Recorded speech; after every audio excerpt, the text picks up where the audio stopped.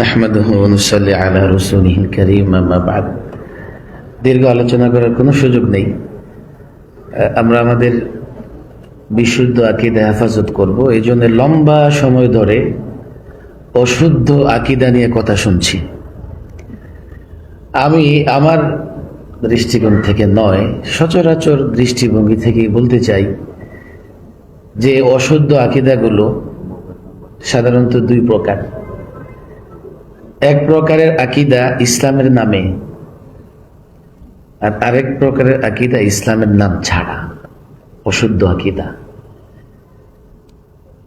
ইসলামের নাম ছাড়া কিছু অশুদ্ধ আকীদা হয়তো আজকে আলোচনা হয়েছে এখানে, সেকুলারিজম, ন্যাশনালিজম, সোশ্যালিজম, ডেমোক্রেসি। ওরা ইসলামের নাম নেয় না, তো এগুলো এক একটা ভয়ঙ্কর অশুদ্ধ আকীদা, ভ্রান্ত পথ, ভ্রান্ত মত। এও কিছু অশুদ্ধ আকীদা আছে, আলোচনা হয়েছে। অশুদ্ধ আকীদা থেকে বিশুদ্ধ আকীদা বের করে হেফাজত আমাদের করতে হবে। কিন্তু কিভাবে?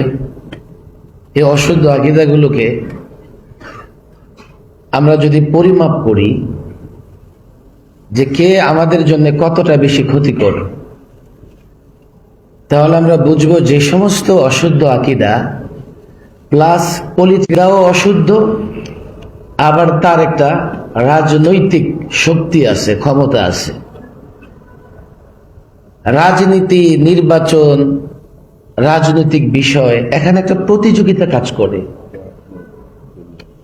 বরাবরই প্রতিযোগিতা কাজ করে। আমি হয়তো জিতবো, না হলে হারবো। কিন্তু মুসলিম হিসেবে আমার আকীদা বিশুদ্ধ হওয়াই লাগবে। আমি আকীদা বিশুদ্ধ করতে গিয়ে জিতলাম না হারলাম, সেটা দেখা একজন মুসলমানের জন্য কোনো দিনই কল্যাণকর হবে না। মূল বিষয়টা যেখানে দাঁড়িয়ে যায়, একটা রাজনৈতিক বাস্তবতা, আরেকটা হচ্ছে আকীদার বাস্তবতা। আমি নিজে অ্যাফেক্টেড, আমি নিজে গত নির্বাচন থেকে এই পর্যন্ত, আমি আমার ব্যক্তি মতামত বলতেছি, কারো পছন্দ হতে পারে, নাও হতে পারে। আমি এমন কেউ নই যে আমার কথা সবাইকে মানতে হবে, আমি নিজেটাই বলতেছি। ছেলেদের ভেতরে আমার মনে হয়েছে আর কি, নেতৃত্বের ভেতরে কোনো সমস্যা আছে আমার মনে হয় না। ওয়ার্ল্ড কাপের মাঠে না হচ্ছে, তার চাইতে বেশি কিন্তু বাংলাদেশের সমর্থকদের ভিতরে হইতেছে।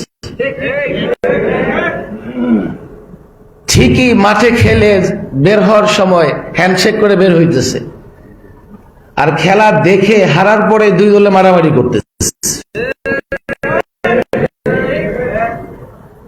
হতে পারে এমন নেতৃত্বের ভেতরে। লালবাগ মাদ্রাসার প্রবীণ উস্তাদ, আমরা যাকে আমাদের সব কাজে মুর্শিদ বানাই,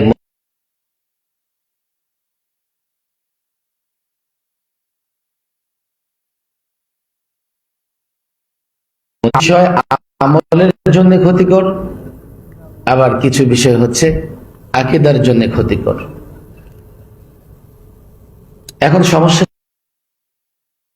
মানুষ আকীদার বিষয়টাকে ততটা অনুধাবন করে না, আমলের বিষয়টাকে যতটা সহজে অনুধাবন করতে পারে। আমি বলছি না যে কারো আমলের ত্রুটিকে মেনে নেওয়া হোক, নো, নেভার। সাধারণত রাজনৈতিক ময়দানে এসে আমরা একটা বাস্তবতার মুখোমুখি হই। আমাকে জিততে হবে, জেতার জন্য জোট করতে হবে, ক্যাম্পেইন করতে হবে, সহযোদ্ধা লাগবে, সহকর্মী লাগবে।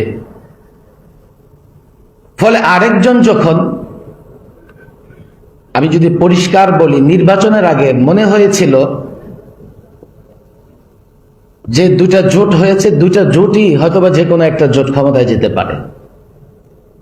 সেটা যদিও আমি বিশ্বাস করি কৃত্রিম ছিল, এর সঙ্গে কোনো বাস্তবতা ছিল না, আমার নিজের বিশ্বাস। আমি কি করব এটা,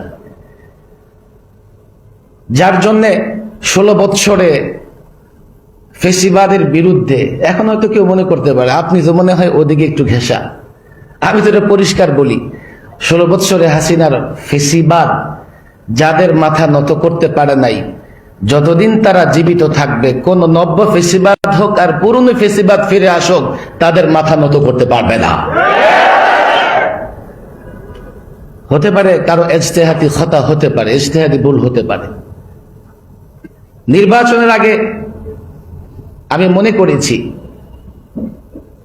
মুহলিকে আকীদা, মুহলিকে আকায়েদ, আকীদার জন্য যারা ক্ষতিকর হবে, তারা যেহেতু তাদের সম্ভাবনা জাগ্রত করতেছে, হাইপ তৈরি করেছে, তাদের ভুলগুলো আমাদের ছেলেদের সামনে থাকা উচিত, যাতে আমাদের ছেলেরা বাস্তবতা, রাজনৈতিক বাস্তবতায় আকীদার বাস্তবতাকে ভুলে না যায়।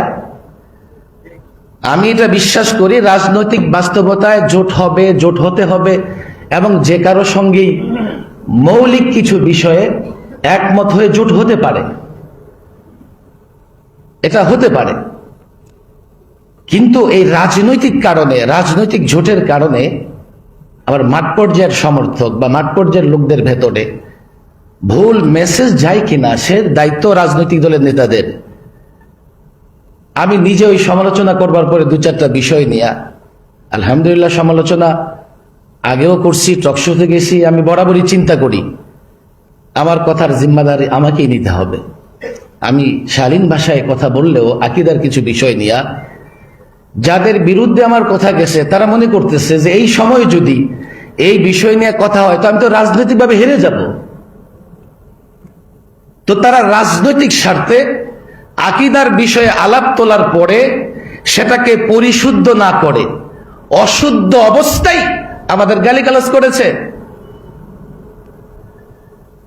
আমি মনে করি আমাদের ওলামায়ে দেওবন্দ, মাদারিসে কওমিয়ার জিম্মাদার দায়িত্বশীল ওলামায়ে কেরাম, প্রকৃতপক্ষে তাদের ভেতরে কোনো ভেদাভেদ বা দূরত্ব নাই।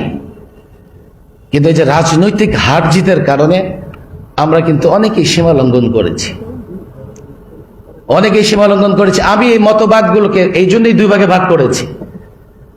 আমরা যতটা ইসলামের নামে যারা অশুদ্ধ মতবাদ প্রচার করে তাদের বিরুদ্ধে যতটা আমরা ক্ষিপ্ত হই, ইসলামের নাম না নিয়েও যারা নানান মতবাদ ধারণ করে, একটা সংবাদ আমি গত রাতে একেবারে শেষ রাতের সংবাদ পেয়ে ভালো লাগছে আমার। সেটা কি ছিল? বাংলাদেশের সেনাবাহিনীতে 2য় ব্যাটালিয়ন এটা গঠিত হয়েছে, যেখানে 4টা কোম্পানি আছে। এগুলোর নাম কি নামে নামকরণ করা হয়েছে? 4 খলিফার নামে। 4টা কোম্পানি 4 খলিফার নামে, হযরত আবু বকর, হযরত ওমর, হযরতে ওসমান, হযরতে আলী রাদিয়াল্লাহু তাআলা আনহুম। আমার কেন জানি ভালো লাগছে, আমি জানি না, তো আমার মনে হইছে আজকে ব্যাটালিয়ন বা কোম্পানির নাম হইছে 4 খলিফার নামে। আগামীর এই ব্যাটালিয়নের সদস্যরা 4 খলিফার আদর্শে উজ্জীবিত হয়ে হিন্দুত্ববাদ আর সাম্রাজ্যবাদের ওই জায়গায় আঘাত করবে, তারা কল্পনাও করতে পারে না। নামের একটা বরকত আছে, কিন্তু এই যে সেকুলারিজমের রেজিম যখন চলতেছিল, ধর্ম নিরপেক্ষতাবাদ, আমরা সেটা শুধু দেখছি সব জায়গায় থেকে ইসলাম কাটছাট করো, ইসলাম কাটছাট করো, ইসলাম কাটছাট করো। এমনকি শিক্ষা সিলেবাস থেকে তারা ইসলাম কাটছাট করেছে। এই যে প্রচলিত তন্ত্র মন্ত্র আর অশুদ্ধ বিশ্বাস, যথেষ্ট পড়াশোনা এবং আমাদেরকে সতর্ক থাকা দরকার। এবং কোনোভাবেই আমি যেন আকীদাগত সেগুলোকে এমন যেন না হয়। হ্যাঁ, আমি আবারও বলছি, ভুল বুঝাবুঝির কোনো সুযোগ নেই আমার কথায়। রাজনৈতিক বাস্তবতায় অনেক কাজ করা লাগে, সেটা জোট করতে হয়, নানা দলের সাথে জোট করতে হয়, কিন্তু সেখানে আমাকে অবশ্যই মনে রাখতে হবে আমাদের আকীদাগত বিষয় যেগুলো আছে সেগুলো যেন আমরা ভুলে না যাই। ওগুলো যখন উপস্থাপিত হবে, আমরা যেন রাজনৈতিক জয় পরাজয় আমরা একেবারে